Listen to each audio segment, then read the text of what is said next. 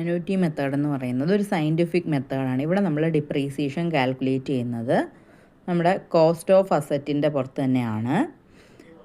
പിന്നെ എന്ത് ചെയ്യുമെന്ന് അറിയാമോ, നമ്മൾ ഇതിനകത്തൊരു ഇൻട്രസ്റ്റും കൂടി കാൽക്കുലേറ്റ് ചെയ്യും. അതായത് നമ്മളിപ്പോൾ ഒരു ഫിക്സഡ് ഇൻട്രസ്റ്റ് ബെയറിങ് സെക്യൂരിറ്റിയിൽ ഈ ഒരു ഫണ്ട് ഇൻവെസ്റ്റ് ചെയ്തിരുന്നെങ്കിൽ നമുക്ക് എത്ര രൂപ കിട്ടുമായിരുന്നു. അപ്പോൾ ഇവിടെ നമ്മൾ ടൈം വാല്യൂ ഓഫ് മണിയും കൂടെ കൺസിഡർ ചെയ്യുന്നുണ്ട്. നമ്മുടെ ഓവറോൾ ഡിപ്രീസിയേഷനകത്ത് അസറ്റിൻ്റെ ഡിപ്രീസിയേഷനും കോസ്റ്റും അതേപോലെ തന്നെ കോമ്പൗണ്ട് ഇൻട്രസ്റ്റും കൂടി തന്നിരിക്കുന്ന ഒരു റേറ്റിലുള്ള കോമ്പൗണ്ട് ഇൻട്രസ്റ്റും കൂടി ഉണ്ടാവും.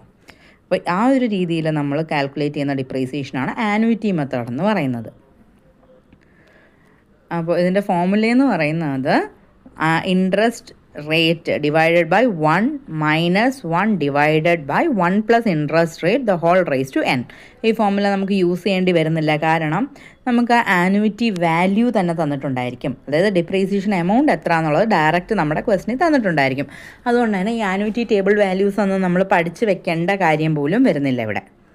അപ്പോൾ നമ്മളെ ക്വസ്റ്റ്യനിൽ നമുക്ക് വാല്യൂ തന്നിട്ടുണ്ടായിരിക്കും, ആനുവിറ്റിയുടെ വാല്യൂ എന്തായാലും തന്നിട്ടുണ്ടായിരിക്കും. Actual amount of depreciation based on annuity method available ആയിരിക്കും. ഇനി ഈ ഒരു മെത്തേഡിൻ്റെ അഡ്വാൻറ്റേജസും ഡിസഡ്വാൻറ്റേജസും നോക്കുവാണെങ്കിൽ, ഇതിൻ്റെ അഡ്വാൻറ്റേജസ് എന്ന് വെച്ചാൽ കോസ്റ്റിനകത്ത് നമ്മൾ ഇൻട്രസ്റ്റും കൂടി കൺസിഡർ ചെയ്യുന്നുണ്ട്. അതായത് എവിടെയെങ്കിലും നമ്മൾ ഇൻവെസ്റ്റ് ചെയ്ത് കഴിഞ്ഞാൽ നമുക്ക് എക്സ്ട്രാ ഏർണിങ്സ് എത്ര കിട്ടും അതും കൂടി നമ്മളിവിടെ കൺസിഡർ ചെയ്യുന്നുണ്ട്. പിന്നെ നമ്മുടെ ഇൻവെസ്റ്റ്മെൻറ്റ് എമൗണ്ട് ഹൈ എമൗണ്ട് ആണ്. ഇപ്പോൾ 50 lakhsനൊക്കെയാണ് നമ്മൾ ഒരു പ്ലാന്റ് ആൻഡ് മെഷീനറി വാങ്ങിക്കുന്നതെങ്കിൽ അത് നമുക്ക് യൂസ് ചെയ്യാം. ആ ഒരു എമൗണ്ട് നമുക്ക് റിക്കവർ ചെയ്ത് പുതിയ മെഷീനറി റീപ്ലേസ് ചെയ്യുന്ന സമയത്ത് ആ എമൗണ്ട് നമുക്ക് നമ്മുടെ കയ്യിൽ ഉണ്ടാവണമെന്നുണ്ടെങ്കിൽ ആനുവിറ്റി മെത്തേഡാണ് ബെറ്റർ. പിന്നെ ഉള്ളത് സിമ്പിൾ മെത്തേഡാണ്. ഈ ഡിപ്രീസിയേഷൻ എന്ന് പറയുന്നത് ഫിക്സഡ് എമൗണ്ട് ആയിരിക്കും. ഓക്കെ, ആദ്യം നമ്മൾ ആ കാൽക്കുലേറ്റ് ചെയ്ത് വെക്കുന്ന എമൗണ്ട് തന്നെ ആയിരിക്കും നമ്മൾ through out the life time of the asset നമ്മൾ യൂസ് ചെയ്യുന്നത്. പിന്നെ അക്കൗണ്ട് ക്ലോസ് ആവും, കാരണം നമുക്ക് 0 ആയിട്ട് കിട്ടും. ലാസ്റ്റ് നമുക്ക് 0 വാല്യൂ കിട്ടി അക്കൗണ്ട് ക്ലോസ് ചെയ്യാനായിട്ട് പറ്റും. അതൊരു അഡ്വാൻറ്റേജ് ആണ്. പിന്നെ ഡിസഡ്വാൻറ്റേജസ് എന്ന് പറയുവാണെങ്കിൽ ഈ ഒരു മെത്തേഡ് നമുക്ക് റീസണബിൾ ആണെന്ന് പറയാൻ പറ്റത്തില്ല. എല്ലാ വർഷവും നമ്മൾ സെയിം എമൗണ്ട് ഓഫ് ഡിപ്രീസിയേഷൻ കാണിക്കുന്നുള്ളതുകൊണ്ട്, കാരണം അസറ്റിൻ്റെ വാല്യൂ ഓരോ വർഷം കഴിയും തോറും കുറഞ്ഞുകൊണ്ടിരിക്കും. അതിനനുസരിച്ച് നമ്മൾ ഡിപ്രീസിയേഷൻ്റെ വാല്യൂ ഇവിടെ അഡ്ജസ്റ്റ് ചെയ്യുന്നില്ല. പിന്നെ ലോ കോസ്റ്റ് ആയിട്ടുള്ള അസറ്റ്, വാല്യൂ കുറഞ്ഞ അസറ്റുകൾക്ക്, വില കുറഞ്ഞ അസറ്റുകൾക്ക് ഒരിക്കലും ഇത് നല്ലതല്ല. പിന്നെ ചില സർട്ടെയിൻ കേസസിൽ നമുക്ക് ആനുവിറ്റി മെത്തേഡ് യൂസ് ചെയ്യാൻ പറ്റത്തില്ല. Not suitable for those assets to which additions or deductions are often made. അപ്പോൾ അഡീഷൻസോ ഡിഡക്ഷൻസോ ഒക്കെ വരുന്ന അസറ്റ്സിന് ഒരിക്കലും നമ്മൾ ഈ ആനുവിറ്റി മെത്തേഡ് നമുക്ക് യൂസ് ചെയ്യാൻ പറ്റത്തില്ല. കാരണം പർച്ചേസും സെയിലും ഒക്കെ വരുന്ന ക്വസ്റ്റ്യൻസിൽ നമുക്ക് ആനുവിറ്റി മെത്തേഡ് യൂസ് ചെയ്യാനായിട്ട് പറ്റത്തില്ല. അപ്പോൾ ഒരു സിംഗിൾ മെഷീനറിയുടെ കേസിൽ മാത്രമാണ് ആനുവിറ്റി മെത്തേഡ് യൂസ് ചെയ്യാൻ പറ്റുന്നത്. A firm purchase a 4-year lease for 1 lakh on 1st January 2008. 1st January 2008 നമുക്ക് 1 lakh വാല്യൂ ഉള്ള ഒരു ലീസ് എടുത്തു. 4 years ലീസാണ്. Decide to write off depreciation based on annuity method presuming a rate of interest at 15% per annum. ഇവിടെ നമ്മൾ interest rate 15% per annum ആണ്. അതായത് നമ്മൾ പറഞ്ഞു ഡിപ്രീസിയേഷൻ കൂടാതെ ഒരു ഇൻട്രസ്റ്റും കൂടി നമ്മളിവിടെ കാൽക്കുലേറ്റ് ചെയ്യും ഒരു മെത്തേഡിൽ.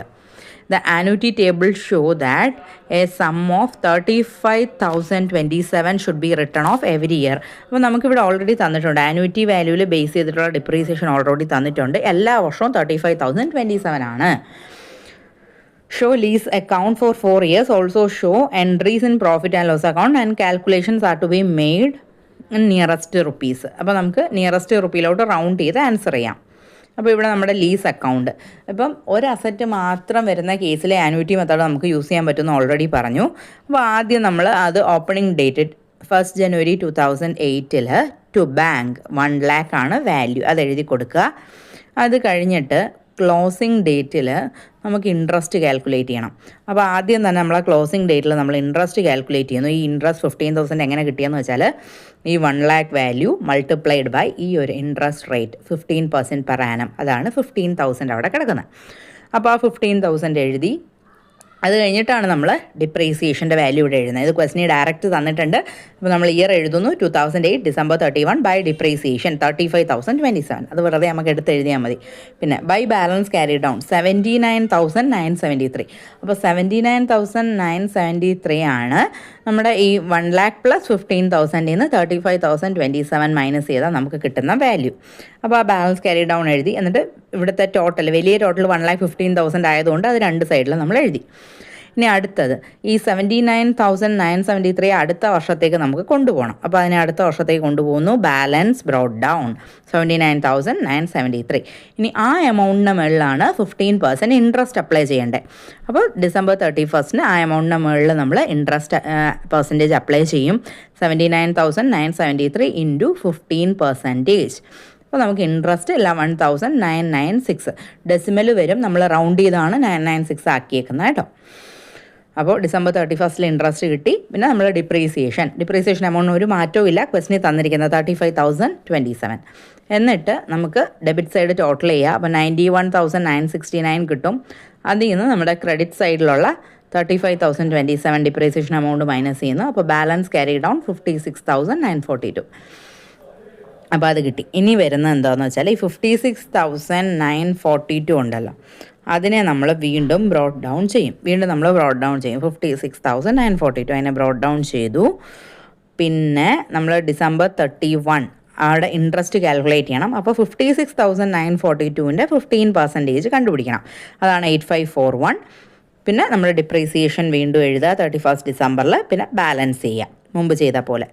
അപ്പോൾ നമുക്ക് 4 ഇയേഴ്സിലേക്കാണ് ചെയ്യേണ്ടത്. ഇത് 4th ഇയറാണ്. അപ്പോൾ 4th ഇയറിലും അതുപോലെ തന്നെ നമ്മൾ ബാലൻസ് ബ്രോട്ട് ഡൗൺ, കഴിഞ്ഞ വർഷത്തെ ക്യാരി ഡൗൺ ഈ വർഷത്തെ ബ്രോട്ട് ഡൗണിലോട്ട് എടുത്തിട്ട് ഇൻട്രസ്റ്റ് എന്ന് പറയുമ്പോൾ ഇവിടെ നമുക്ക് ഇൻട്രസ്റ്റ് ബാലൻസിങ് ഫിഗർ ആയിരിക്കും കേട്ടോ. ലാസ്റ്റ് ഇയറിൽ നമ്മൾ ഇൻട്രസ്റ്റ് കാൽക്കുലേറ്റ് ചെയ്യരുത്. ബാലൻസിങ് ഫിഗറിനെ വേണം ഇൻട്രസ്റ്റ് ആയിട്ട് എടുക്കുക. അതായത് 30,456 35,027 ഇതിൻ്റെ ഡിഫറൻസ് നോക്കണം. ഡിഫറൻസ് നോക്കിയിട്ട് ഡിഫറൻസിനെ ഇൻട്രസ്റ്റ് എമൗണ്ട് ആയിട്ട് ലാസ്റ്റ് ഇയറിൽ എടുക്കണം. ഇത്രയാണ് അതിനകത്ത് വരുന്നത്. പിന്നെ പ്രോഫിറ്റ് ആൻഡ് ലോസ് അക്കൗണ്ട് നമ്മൾ വരയ്ക്കുമ്പോൾ എല്ലാ വർഷത്തെയും ഡിപ്രീസിയേഷനും ഇൻട്രസ്റ്റും കാണിക്കണം. അപ്പോൾ ഡിപ്രീസിയേഷൻ നമ്മൾ ഡെബിറ്റ് സൈഡിൽ കാണിക്കും, ഇൻട്രസ്റ്റ് നമ്മൾ ക്രെഡിറ്റ് സൈഡിൽ കാണിക്കും. അപ്പോൾ എല്ലാ ഇൻട്രസ്റ്റും ക്രെഡിറ്റ് സൈഡിൽ ഓരോ വർഷവും എഴുതി കാണിച്ചിട്ട് അതാത് വർഷം ക്ലോസ് ചെയ്ത് പോകണം. വേറെ ഒന്നുമില്ല, ജസ്റ്റ് പ്രസൻറ്റേഷൻ മാത്രം.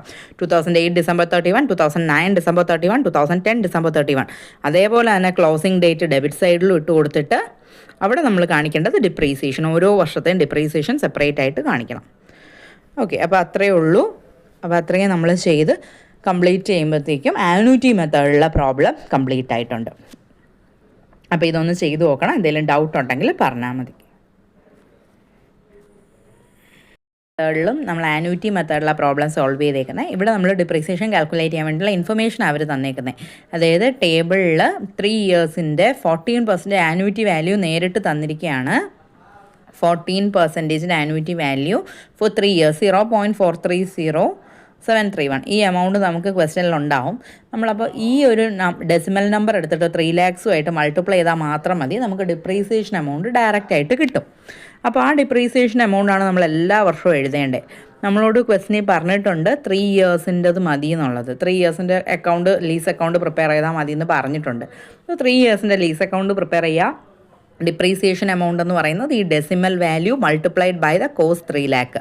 അങ്ങനെ മൾട്ടിപ്ലൈ ചെയ്യുമ്പോൾ നമുക്ക് കറക്റ്റായിട്ട് എമൗണ്ട് ഡിപ്രീസിയേഷൻ എമൗണ്ട് കിട്ടും. പിന്നെ ഇൻട്രസ്റ്റിൻ്റെ കേസ്, ഇൻട്രസ്റ്റ് നമ്മൾ 14% ആണ് കാൽക്കുലേറ്റ് ചെയ്യുന്നത്. 3 lakhൻ്റെ 14% 42,000, 2,12,781ൻ്റെ 14% 29,789. പിന്നെ ലാസ്റ്റ് ഇയർ വരുമ്പോൾ മാത്രം നമ്മൾ ശ്രദ്ധിക്കണം. നമ്മൾ ബാലൻസ് ബ്രോട്ട് ഡൗണിൻ്റെയും ഡിപ്രീസിയേഷൻ്റെയും ഡിഫറൻസ് എടുക്കണം. ഡിഫറൻസ് എടുത്തിട്ട് ആ ഡിഫറൻസ് എമൗണ്ട് ആണ് നമ്മുടെ ഇൻട്രസ്റ്റ് ആയിട്ട് ലാസ്റ്റ് ഇയറിൽ കാണിക്കേണ്ടത്. അപ്പോൾ ഇത്രയും മാത്രം ആനുവിറ്റിയുടെ ക്വസ്റ്റ്യനിൽ ശ്രദ്ധിച്ചാൽ മതി. പിന്നെ ആനുവിറ്റി മെത്തേഡിൽ സോൾവ് ചെയ്യുന്ന ക്വസ്റ്റ്യനിൽ ഒരിക്കലും പർച്ചേസോ സെയിലോ ഒന്നും വരുന്നില്ല. എക്സ്ട്രാ അഡീഷണൽ പർച്ചേസ് ആൻഡ് സെയിലോ ഒന്നും നമുക്ക് വരത്തില്ല. ഓക്കെ,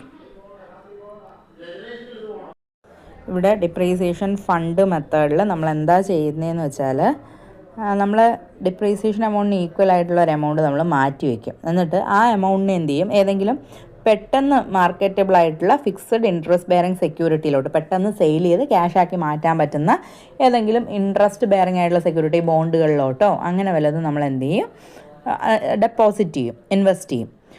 അപ്പോൾ ആ ഒരു എമൗണ്ട് ഈ ഒരു അസറ്റിൻ്റെ ലൈഫ് ടൈം കഴിയുമ്പോൾ നമുക്ക് ഈ അസറ്റ് റീപ്ലേസ് ചെയ്യാനുള്ള എമൗണ്ട് നമ്മുടെ കയ്യിലുണ്ടാവും ഇങ്ങനെ ഇൻവെസ്റ്റ് ചെയ്ത് കഴിഞ്ഞാൽ. അപ്പോൾ ഈ ഒരു മെത്തേഡ് നല്ല കോസ്റ്റ്ലി ആയിട്ടുള്ള അസറ്റ്സിനാണ് കൂടുതൽ യൂസ് ചെയ്യുന്നത്. ലോങ് ടേം ലീസുകൾക്ക്, പ്ലാന്റ് ആൻഡ് മെഷീനറിക്കൊക്കെയാണ് നമുക്ക് ഈ ഡിപ്രീസിയേഷൻ ഫണ്ട് മെത്തേഡ് യൂസ് ആവുന്നത്. അപ്പോൾ ഇതിനെ നമ്മൾ ഡിപ്രീസിയേഷൻ ഫണ്ട് മെത്തേഡെന്നും പറയും, സിങ്കിങ് ഫണ്ട് മെത്തേഡെന്നും പറയും. ഇതൊരു ഡിപ്രീസിയേഷൻ കാൽക്കുലേറ്റ് ചെയ്യുന്ന മെത്തേഡാണ്. അപ്പോൾ ഇവിടുത്തെ ഫോർമുല എന്ന് പറയുന്നത് 1/1 + i (n-1). അപ്പോൾ നമ്മൾ ഈ ഫോർമുലയൊന്നും എന്തായാലും യൂസ് ചെയ്യേണ്ടി വരത്തില്ല. നമുക്കൊരു സിങ്കിങ് ഫണ്ട് ടേബിൾ ഉണ്ട്. യൂഷ്വലി ഒന്നുകിൽ സിങ്കിങ് ഫണ്ടിൻ്റെ വാല്യൂ ക്വസ്റ്റനിൽ തന്നിട്ടുണ്ടായിരിക്കും, ഇയേഴ്സ് തന്നിട്ടുണ്ടായിരിക്കും, പെർസെൻറ്റേജും തന്നിട്ടുണ്ടായിരിക്കും. അത് ബേസ് ചെയ്ത് നമ്മൾ പ്രോബ്ലംസ് ചെയ്താൽ മതിയാവും. അപ്പോൾ അങ്ങനെയാണ് യൂഷ്വലി നമുക്ക് വരിക. പിന്നെ ഈ ഒരു ജേണൽ എൻട്രീസ്, നമ്മൾ ഈ ഒരു ജേണൽ എൻട്രീസ് ഫോളോ ചെയ്താണ് സിങ്കിങ് ഫണ്ട് മെത്തേഡിൽ ക്വസ്റ്റ്യൻ സോൾവ് ചെയ്യുന്നത്. അപ്പോൾ ആദ്യം നമ്മൾ അസറ്റ് അക്വയർ ചെയ്യുന്ന ജേണൽ എൻട്രി എഴുതണം. Asset account debit to bank. Year end ആകുമ്പോഴത്തേക്കും ആനുവൽ ഡിപ്രീസിയേഷൻ പ്രൊവൈഡ് ചെയ്യാൻ വേണ്ടിയിട്ട് ഡിപ്രീസിയേഷൻ അക്കൗണ്ട് ഡെബിറ്റ് ടു അസറ്റിന് പകരം ഡിപ്രീസിയേഷൻ ഫണ്ടിലേക്കാണ് എമൗണ്ട് ട്രാൻസ്ഫർ ചെയ്യുന്നത്. അപ്പോൾ depreciation account debit to depreciation fund account. ഇനി ഈ എമൗണ്ട് നമ്മൾ ഇൻവെസ്റ്റ് ചെയ്യും. അപ്പോൾ ഇൻവെസ്റ്റ് ചെയ്യുന്നതിനുള്ള journal entry depreciation fund investment account debit to bank. അത് കഴിഞ്ഞിട്ട് ഡിപ്രീസിയേഷൻ എന്ന് പറയുന്ന എക്സ്പെൻസിനെ പ്രോഫിറ്റ് ആൻഡ് ലോസ് അക്കൗണ്ടിലോട്ട് നമുക്ക് ചാർജ് ചെയ്യണം. അതിനു വേണ്ടി ഉള്ള journal entry profit and loss account debit to depreciation account. Depreciation fund account appears on the liability side and depreciation fund investment account on the asset side of balance sheet. Subsequent years for interest received out of depreciation fund.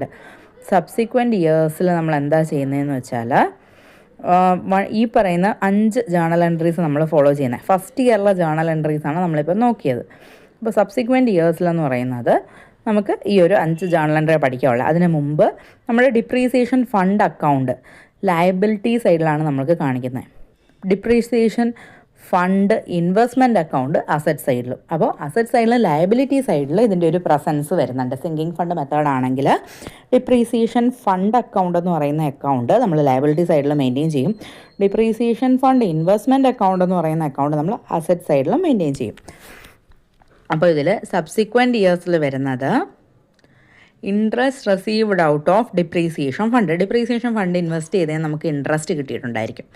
അതിൻ്റെ journal entry bank account debit to interest on depreciation fund. അത് കഴിഞ്ഞിട്ട് for interest credited to depreciation fund. Depreciation ഫണ്ടിലോട്ട് interest credit ചെയ്തിട്ടുണ്ടായിരിക്കും. അതിൻ്റെ journal entry interest on depreciation fund account debit to depreciation fund account. അപ്പോൾ interest on depreciation fund account debit to depreciation fund account. അതാണ് interest credited to depreciation ഫണ്ടിൻ്റെ journal entry. ഇനി annual instalment of depreciation. ഡിപ്രീസിയേഷൻ്റെ annual instalments നമുക്ക് charge ചെയ്യാൻ വേണ്ടിയിട്ട് നമ്മൾ എന്ത് ചെയ്യുമെന്ന് വെച്ചാൽ ഡിപ്രീസിയേഷൻ അക്കൗണ്ടിൽ തന്നെ ഓരോ വർഷവും നമ്മൾ depreciation account debit to depreciation. അപ്പോൾ ആനുവൽ ഇൻസ്റ്റാൾമെൻറ്റ്സ് ആയിട്ടുള്ള എമൗണ്ട് നമുക്ക് ചാർജ് ചെയ്ത് കൊടുക്കാനായിട്ട് പറ്റും.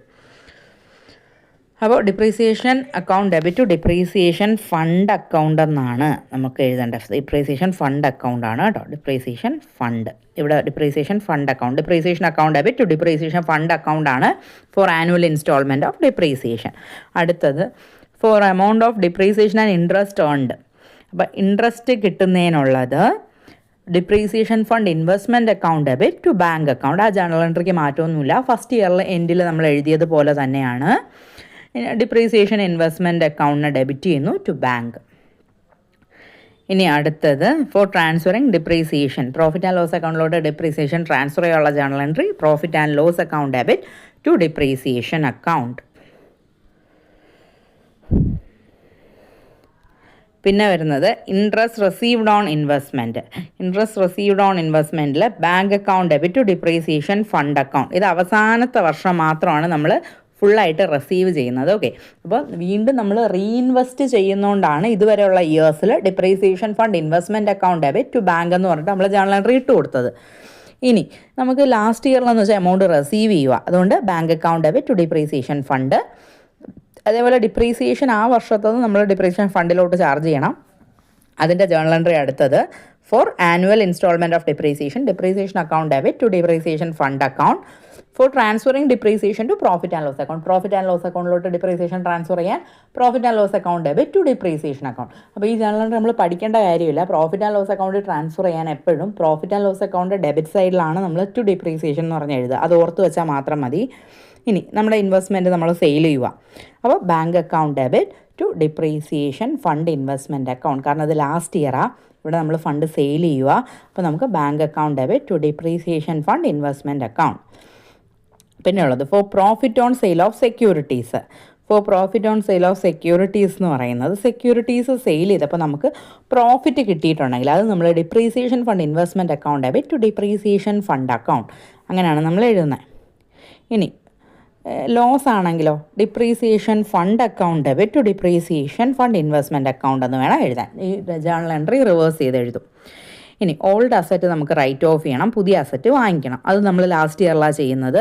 Four writing off old asset depreciation fund account debit to asset account. പുതിയ അസറ്റ് വാങ്ങിക്കാൻ new asset account debit to bank account. അപ്പോൾ ഇത്രയാണ് നമ്മൾ first year, subsequent year, last year ഈ ഒരു രീതിയിൽ ജേണൽ എൻട്രീസ് നമ്മൾ പഠിച്ച് വെക്കണം സിങ്കിങ് ഫണ്ട് മെത്തേഡിൽ ഡിപ്രീസിയേഷൻ ചെയ്യാൻ വേണ്ടിയിട്ട്.